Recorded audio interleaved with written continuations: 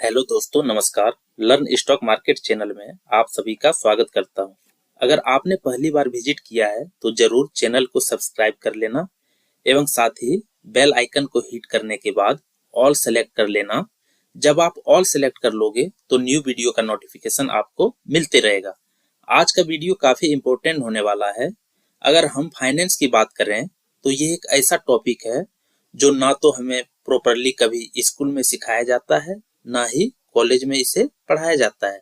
तो इस वीडियो में इसी से रिलेटेड सीखने वाले हैं।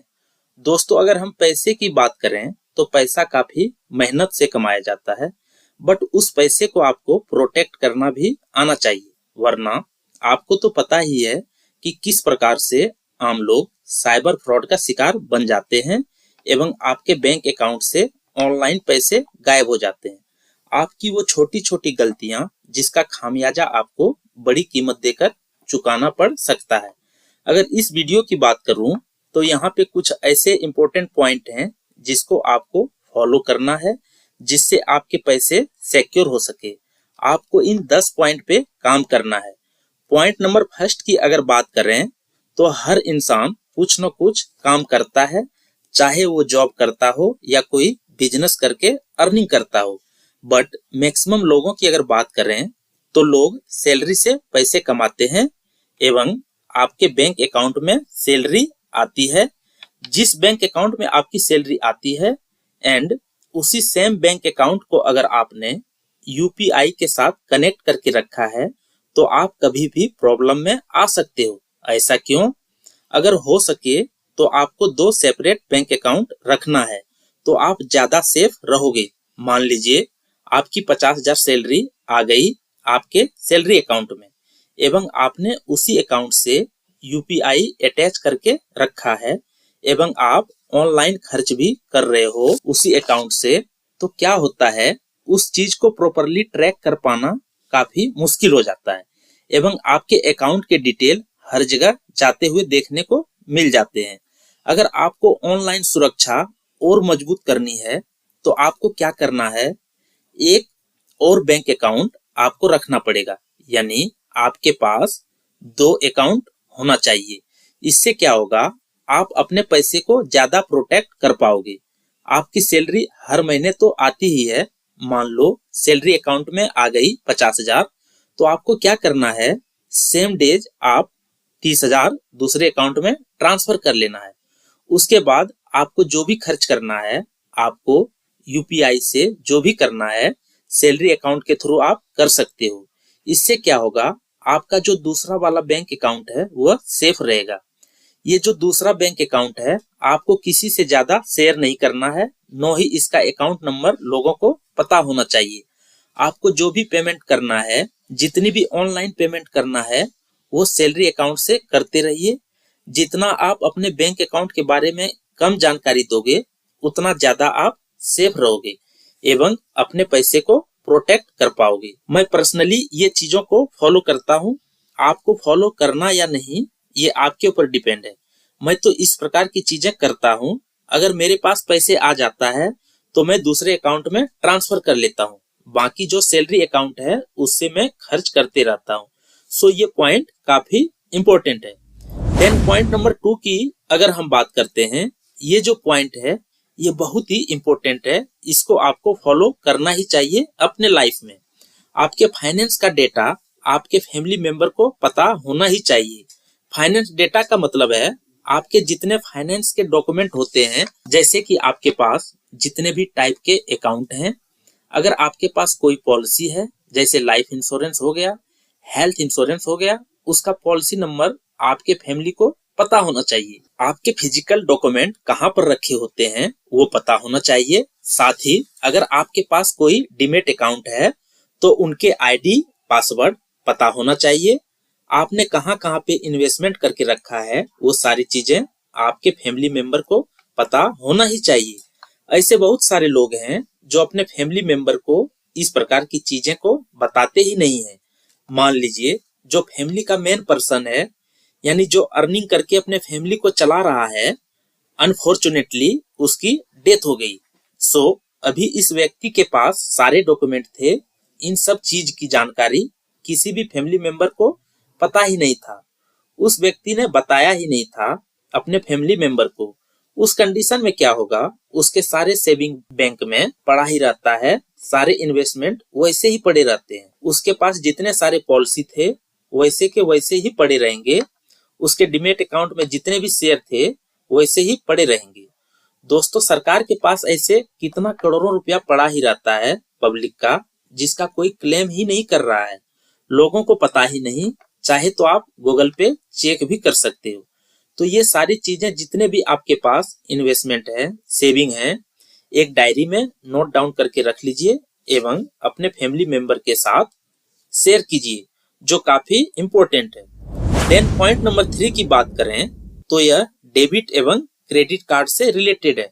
बहुत सारे लोग क्या करते हैं, ऑनलाइन शॉपिंग करते हैं, अलग अलग वेबसाइट पे जाके, ई कॉमर्स वेबसाइट पे लोग क्या करते हैं, अपना डेबिट कार्ड एवं क्रेडिट कार्ड का डिटेल सेव करके रख लेते हैं।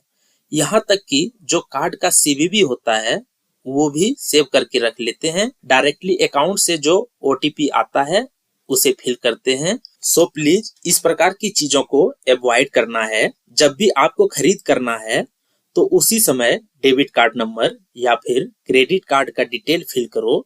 कितना टाइम लगता है, जितना आप इस प्रकार की चीजों को अपनाओगे उतना ही ज्यादा सेफ रहोगे। देन दोस्तों, point number 4 again bank account से रिलेटेड है। बैंक अकाउंट के अलग अलग टाइप के डिटेल रहते हैं। बहुत सारे लोगों को देख चुका हूँ, वो क्या करते हैं, अपने रूम में अकाउंट नंबर लिखा होता है, बैंक का नाम लिखा होता है, आईडी पासवर्ड तक लिखा रहता है। आपको ऐसा बिल्कुल भी नहीं करना है। अगर आपको नोट डाउन करना ही है तो आप एक अलग से सेपरेट डायरी में इन सारी चीजों को नोट डाउन करके रखना है। ओपनली इन सब चीजों को लिखकर कभी मत रखें। देन पॉइंट नंबर 5 दोस्तों, ये पॉइंट वेरी इंपॉर्टेंट है। अपना ओटीपी जो आपके मोबाइल पर आता है वो किसी के साथ भी शेयर मत करें, चाहे कोई फोन पे कितना कुछ भी क्यों न बोल दे, बिल्कुल भी नहीं ओटीपी शेयर करना है। बहुत लोग बोलते हैं हम अपना ओटीपी कभी भी शेयर नहीं करते हैं, बट वो सिचुएशन क्रिएट की जाती है, आपको पैनिक मोड में लाया जाएगा, आपको मोटिवेट किया जाएगा, आपको डराया धमकाया जाएगा, कुछ न कुछ आपके साथ किया जाएगा और बोला जाएगा सर आपके मोबाइल पे जो ओटीपी आया बस उतना ही शेयर करना है। लोग कर देते हैं पैनिक में आकर या फिर एक्साइटमेंट में आकर कर ही देते हैं। कभी न कभी याद रखना दोस्तों, कुछ भी हो जाए आपको ओटीपी शेयर नहीं करना है, बिकॉज इसी चीज के चलते आप प्रोटेक्टेड रहते हैं। देन पॉइंट नंबर 6 की बात करें, अगर आपके पास कोई अननोन कॉल आए एंड कॉल करके आपसे खासकर बैंकिंग डिटेल से रिलेटेड आपको कोई चीज बताना शुरू कर दिया, आज के समय में आपका नाम, एड्रेस, मोबाइल नंबर जानना ये काफी सिंपल है। सो आपको अपनी बैंकिंग की कोई भी डिटेल किसी के साथ शेयर नहीं करना है, चाहे वो आपका कितना भी करीबी क्यों न हो।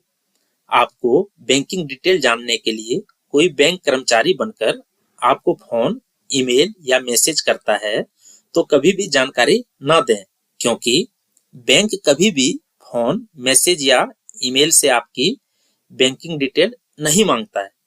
आप इन सारी चीजें को इग्नोर करें, जिससे साइबर फ्रॉड का शिकार होने से बचेंगे।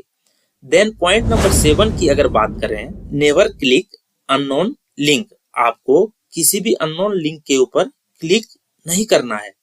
आपको अलग अलग टाइप के बहुत सारे मैसेज भी आते हैं, आपको लालच दिया जाता है, लॉटरी लग गई। इनफैक्ट अगर आप देखेंगे तो कॉल भी आते हैं पार्ट टाइम जॉब को लेकर, इन्वेस्टमेंट को लेकर। इसके बाद इलीगल लेंडिंग एप्स यानी घर बैठे लोन देने के नाम पर लोगों के साथ धोखाधड़ी हो रहा है, या फिर कस्टमर केयर नंबर के जरिए साइबर क्राइम हो रहे हैं। इस प्रकार के स्कैम लगातार बढ़ रहे हैं। सो आपको इन सब चीजों से सावधान रहना है।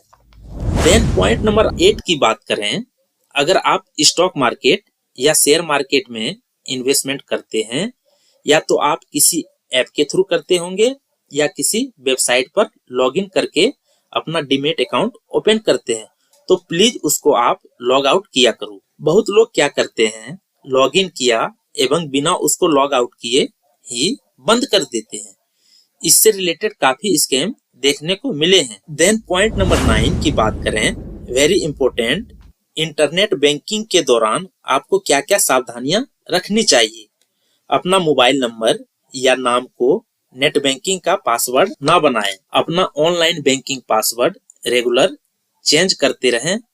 नेट बैंकिंग का पासवर्ड बेहद स्ट्रॉन्ग बनाएं। पासवर्ड में नंबर, स्पेशल कैरेक्टर जरूर शामिल करें। अलग अलग बैंकों के लिए अलग अलग पासवर्ड रखें। अपना OTP, पासवर्ड या ATM पिन किसी से शेयर ना करें।